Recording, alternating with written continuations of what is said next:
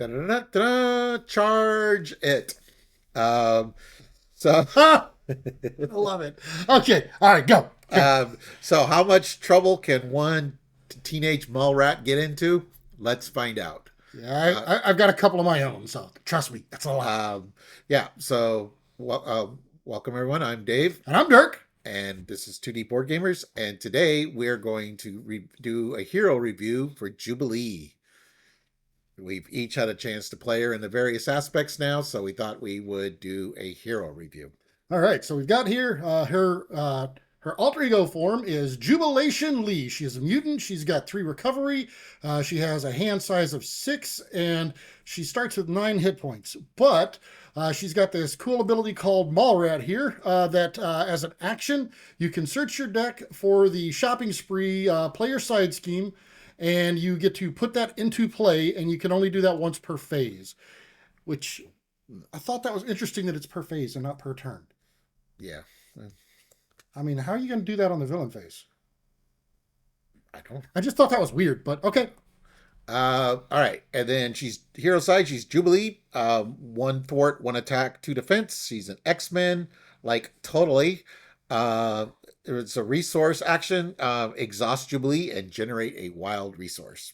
Yeah, and don't do like me and forget that constantly. Yeah, it's so nice for her. Yeah, I hardly ever use it. Yeah, it is pretty nice. Okay. Okay, so we've got here her signature ally is Wolverine. He is a 4-cost ally. He's got 1 thwart. He's got 3 attack. And on his attack, he does take 2 consequential damage, but his attacks gain piercing. He has 4 health. And as a response, after you change to alter ego form, you heal 3 damage from Wolverine. So with that is, and I tend to do this a lot with her, is I try to flip almost every other turn if I can, so that you can kind of keep Wolverine healed up. And so that is really, really nice with her. And keep that in mind for later. And Dirk will go over some cards that kind of help with that later on. All right. So here's Shopping Spree that we mentioned in her alter ego side. It is a player side scheme. So you can only have 1 player side scheme out if you're playing solo or 2 players, and you can have up to 2 player side schemes when you're playing 3 or 4 players. And the interesting thing about this one specifically is this is the only player side scheme that I can think of so far that does not have a victory condition. Yeah. So threat cannot be removed from this scheme by heroes or allies. So it's got to be done in alter ego. Right. So as an alter ego action, you exhaust your identity, remove 1 threat from here. Any player may trigger this ability. It's got a starts with 2 threat. The player who defeats this scheme searches their deck and discard pile for an item card and put it into play. And so where we turned up is she does come with a couple of items, but if you use those up and other players have items, they can use that as well. And we have done that. Right. And in games. Here's one of her items. Right, so this is the first item that we got here. It is a 2-cost upgrade. It is Jubilee's coat, that beautiful yellow coat. When she has the coat out, she gets +1 thwart. And as a hero response, after you play a thwart event, you can exhaust Jubilee's coat, and then you can choose to, you choose a scheme, and you remove 1 threat from that scheme for each different resource type used to pay. And it's not printed resource, so different resource types. So if you're paying with 3 wild for something, you can use all 3 as different resources. All right. This is another item. Her sunglasses. Rose-colored glasses. Jubilee's sunglasses cost a 2-cost upgrade. It's an item. She gets +1 attack. And then hero response attack. After you play an attack event, exhaust Jubilee's sunglasses and choose an enemy. Deal 1 damage to that enemy for each different resource type used to pay for that event. So it's the attack version of... Yeah, and both of those has to be the same target. So you can't spread it out, but it's still pretty dang cool. All right, here we've got Blinding Flash. It's a 3-cost event. It is a superpower. So you could use Death Focus. However, because of what her cards do, you probably don't want to be reducing the cost too often. But you can choose X enemies, where X is the number of different resource icons, or different resource types, used to pay for this event. And then you can stun and confuse each chosen enemy. And so now, since it's got wild on there, we're actually going with basically the printed resource type. So if you're spending 2 wild then it's still just one enemy. The One way, resource type. yeah, one resource type. As far as now, that's the way we played it. I have seen some other people say it a little bit different, but since it's got them printed on here, that's the way we've been playing. All right. All right.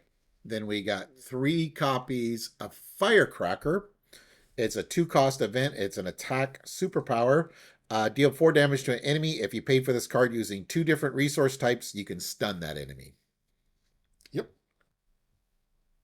All right, and then we've got the Flash of Light. So we've got 3 copies of this. Yeah, 3 copies of this. It's a 2-cost event. It's a superpower thwarting event. And you can, as a hero action, remove 3 threat from a scheme. And if you paid for this card using 2 different resource types, you get to confuse an enemy. So it's basically, it is her thwarting version of the Firecracker. Right. And then no firework display would be complete without the grand finale.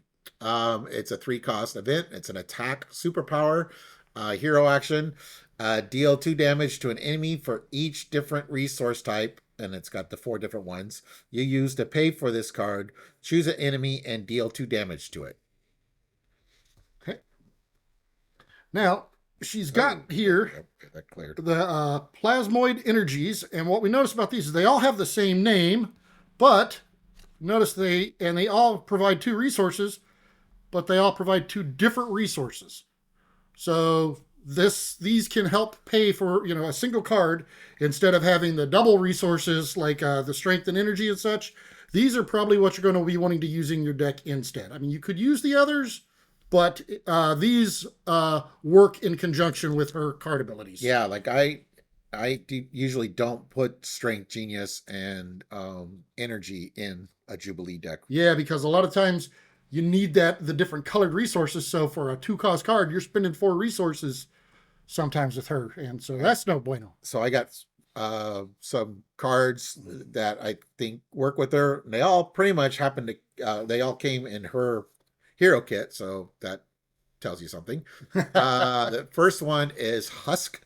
She's a 4-cost ally, 2 thwart, 2 attack. She's an X-Men interrupt. When Husk uses a basic power, spend up to 3 resources. If you spend at least 1 energy, she gets +1 to that power. 1 mental, heal 1 from her, and strength, ready her after the use. And then we got 3 steps ahead, which is a 3-cost event. Thwart, hero action for each different resource type. The 4 ones are printed again. You use to pay for this card. Choose a scheme and remove 2 threat from it. So that one, though, you can do them all from the same scheme, or you can do different schemes. That's what's really nice about that. The versatility there. And this is really good with Shopping Spree. It's Disguise. It's a 1-cost upgrade. Play under any player's control, max 1 per player. Exhaust Disguise and your identity and remove 2 threat from a scheme instead of 1. So it allows you to remove 2 threat when you're alter ego. So for Shopping Spree, it's amazing because it comes with a 2-cost threshold. But it also is useful for when you're just down and you want to remove some more threat. Like Gambit would really like this card. Yep. Or if you're playing like a Black Widow with the deck that never comes up. Yep. That's a good one for her. All right. And then Multi-Talented, which is a 3-cost basic event, attack thwart. Hero action, attack thwart. If you paid for this using at least 1 strength, deal 2 damage to enemy. Mental, remove 2 threat from a scheme. And energy, remove 2 damage or heal 2 damage from your identity. And then the last one from her kit, which this will tie into Dirk's cards here in a second. Unlikely duo cost event. Team up with Jubilee and Wolverine, max 1 per deck. Confuse an enemy and deal 4 damage to a confused enemy. Okay. And the ones that I've got here, they did not come from her set, but they all do kind of share a theme here. And these are events. Most of them are events, and they are hero responses. But what they do is they trigger after you change form. So since, like I said earlier, especially with Wolverine, you're wanting to flip back and forth a lot with Jubilee. So then anytime you're flipping from the alter ego up to hero is when you're going to play these. So Perseverance here, that is the protection version of that. And whenever you flip up, then you get to add a tough status card to your hero. and they all cost one as well. No, they don't all cost one. I thought they did. The Justice version is lay down the law here, and then after you change hero forms, or after you change the hero form, you remove 3 threat from a scheme, and then 4 threat instead if you used a mental to pay for this. The aggression one is the surprise attack. Oh, and we got blurry there all of a sudden. Yeah, get rid of those.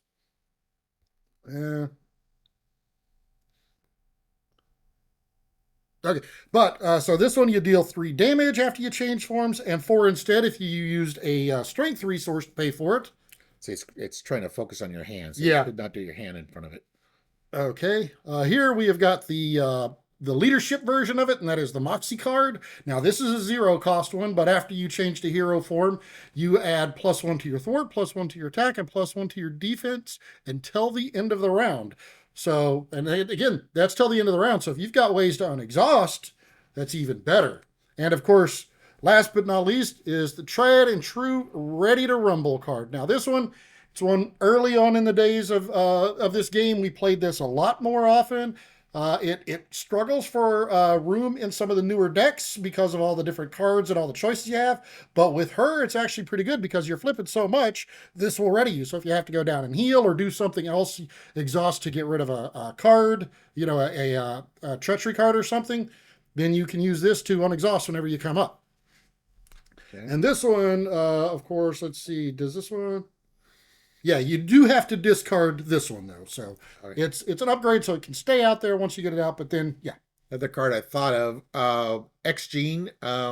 So you have to be a mutant to play it, so you can only play when you're alter ego, but you can exhaust it to generate a wild resource for identity specific. So if you don't have one of those multi resource cards in your hand, then that will help. And there you go. That right there. So she's a 1/1. You might want to do. Whoa. Dang it, I did it again. Yeah. There we go. But since she's a 1/1, you can pay for 2 of it right there with those 2 cards. But the ultimate card is... What are you doing? What do you got? Swarma, who has all 3 resources. Okay, so if you did not play, which was this... Mad Titan Shadows. Mad Titan Shadows. If you didn't play this, you've never seen this card. Yeah, technically, it's a... you can only win this card during Mad Titan Shadows. It's a campaign only. I mean, if you're just building it for a fun deck and you don't, you can house rule it in that you can play it, it'd be phenomenal for her. Yeah. But that would be I would love to see this card. Technically, you can't play it. Technically, it's not legal. Shadows. But also, other things that I thought were good, though, is because of Wolverine and how much, he does take the 2 consequential, and so you do want to try to keep him out in case you have to stay up a little bit longer. So any kind of attachments that you can put on Wolverine that will increase his defense, all right, are really good on him as well. And those are ones there's several of them. I don't have any examples out right now, but yeah, especially if you're playing leadership, you definitely want to use those. All right, and those are cards that we think go good with Jubilee, like totally for sure. Jinx, you owe me a soda. Like, no way, dude. All right. We turned her into a Valley Girl, not a mole rat. Yeah. Okay. So, yeah, thank you for watching, everyone. Please like and subscribe.